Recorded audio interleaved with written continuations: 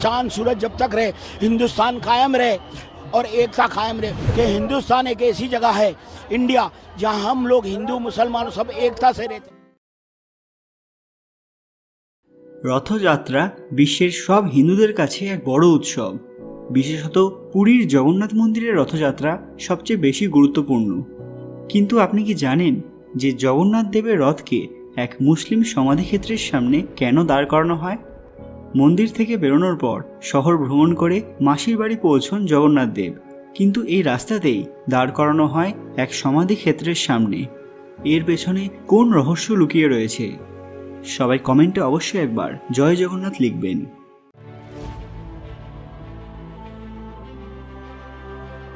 সকলকে পুরাণ কথা নতুন একটি ভিডিওতে স্বাগত।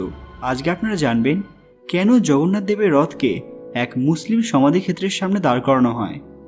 ভিডিওতে এগোনোর আগে আপনি যদি আমার চ্যানেল নতুন হয়ে থাকেন তাহলে চ্যানেলটিকে সাবস্ক্রাইব করে পাশের বেল আইকনে ক্লিক করতে ভুলবেন না, কারণ আমরা সবার প্রথমে এই ধরনের দরকারি আপডেট নিয়ে আসি। এটা তো আপনারা সকলেই জানেন যে প্রতি বছর পুরীতে জগন্নাথ দেবের রথযাত্রা উৎসব পালন করা হয়। দেশ বিদেশ থেকে বহু ভক্তের সমাগম ঘটে এই রথযাত্রায়। জগন্নাথ, বলরাম, সুভদ্রা তিনজনের তিনটি রথ মাসির বাড়ি অর্থাৎ গুন্ডিচা দেবীর মন্দিরের উদ্দেশ্যে রওনা হয়। কিন্তু এই যাত্রায় রথগুলিকে দাঁড় করানো হয় এক ইসলাম সমাধিক্ষেত্রের সামনে। কিন্তু কেন? আমরা জানি যে ভগবান তার ভক্তদের মধ্যে কোনো ভেদাভেদ রাখেন না। যে তাকে ভক্তিভরে স্মরণ করে ভগবান তার ওপর সর্বদা কৃপাদৃষ্টি বর্ষণ করেন। এমনই একটি বিখ্যাত কাহিনী প্রচলিত রয়েছে যা জানলে আপনারা চমকে উঠবেন। ভগবান জগন্নাথের এক অনন্য ভক্ত ছিল একজন মুসলিম। তার নাম ছিল শালবেগ। তখন ভারতে মুঘলদের শাসন চলছে। সেই মুঘল সেনাতে কাজ করত শালবেগ। তার মাতা হিন্দু ছিলেন কিন্তু পিতা মুসলিম। সে কারণে শালবেগ ইসলাম ধর্মকেই মানতেন। এক ভয়ানক যুদ্ধ চলাকালীন শালবেগ মাথায় গুরুতর আঘাত পায়। চোট পাওয়ার জন্য তার মাথায় বড় গর্ত হয়ে যায়। অনেক বৈদ্য আর হাকিমদের দেখিয়েও তার মাথার ক্ষতচিহ্ন কোনোভাবে ঠিক করা যায় না। সম্পূর্ণরূপে সুস্থ না হওয়ার জন্য তাকে মুঘল সৈন্য থেকে বের করে দেওয়া হয়, যে কারণে সে অত্যন্ত কষ্ট পায় এবং সারাদিন মাথা নিচু করে বসে থাকে। ছেলের এই দুরাবস্থা তার মা আর সহ্য করতে পারে না। তিনি তার পুত্রকে জগন্নাথ দেবকে স্মরণ করতে বলেন, এতে সব সমস্যা দূর হয়ে যাবে। সেই দিনের পর থেকে শালবেগ ভগবান জগন্নাথের আরাধনা করতে থাকে। ধীরে ধীরে এই ভক্তির জন্য সে মানসিক শান্তি পায় এবং জীবনে এগিয়ে যাওয়ার শক্তি লাভ করে। একদিন ঘুমের মধ্যেই সে স্বপ্নে দেখতে পায় যে স্বয়ং জগন্নাথ দেব তার সামনে এসেছেন এবং তার মাথার ক্ষত ঠিক করার জন্য একটি বিভূতি প্রদান করছেন। সেটা নিজের মাথায় লাগাতেই শালবেগের ঘুম ভেঙে যায়। সে বুঝতে পারে এটা একটা স্বপ্ন ছিল, কিন্তু কৌতূহল বশত নিজের মাথায় হাত রাখতেই চমকে ওঠে। দেখে যে তার মাথার ক্ষতচিহ্ন আর নেই। সে আর দেরি না করে জগন্নাথ মন্দিরের উদ্দেশ্যে রওনা দেয়। প্রভুর দর্শন করতে উৎসুক হয়ে ওঠে। ভগবানের জয় জয়কার করতে করতে মন্দিরে প্রবেশ করতে গেলে তাকে বাধা দেওয়া হয়। যেহেতু হিন্দু ছাড়া কাউকে জগন্নাথ মন্দিরে প্রবেশ করতে দেওয়া হতো না, সে কারণে তাকেও আটকানো হয়।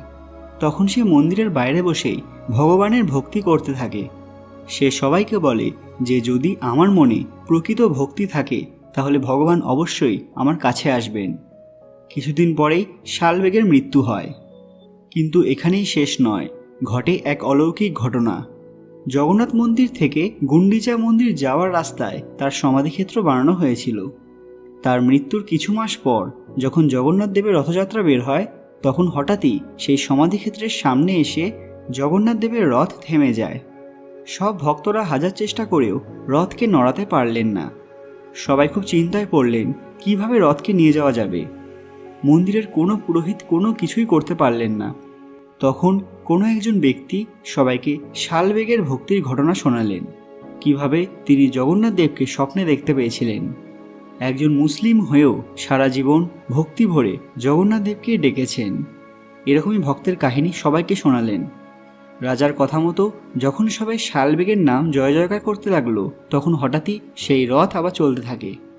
সেই সময় থেকে আজ পর্যন্ত রথযাত্রার সময় যখন জগন্নাথ দেবের রথ গুন্ডিচা মন্দির নিয়ে যাওয়া হয়, সেই রাস্তায় শালবেগের সমাধির সামনে কিছুক্ষণ দাঁড় করানো হয়। বন্ধুরা, এটাই হচ্ছে প্রকৃত ভক্তি। এখানে জাতি, বর্ণ, ধর্ম নির্বিশেষে এক ইতিহাস সৃষ্টি হয়েছিল। প্রভুর কাছে সব ভক্তই সমান, সে যে ধর্মেরই হোক না কেন। যদি প্রকৃত ভক্তির সঙ্গে তাকে ডাকা হয়, তিনি অবশ্যই সাড়া দেন। সবাই কমেন্টে অবশ্যই জয় জগন্নাথ লিখতে ভুলবেন না। আজও পুরীর ওই জায়গায় শালবেগের সমাধি দেখতে পাওয়া যায়। আজকের এই সুন্দর ঘটনাটি আপনাদের ভালো লাগলে ভিডিওটিকে লাইক করবেন এবং তার থেকেও বেশি শেয়ার করবেন, কারণ সবার জানা দরকার যে ইতিহাসে কি ঘটেছিল। আরও এরকম অজানা তথ্য সম্পর্কে জানতে পুরাণ কথা অফিসিয়াল চ্যানেলটি মনে করে সাবস্ক্রাইব করে রাখুন।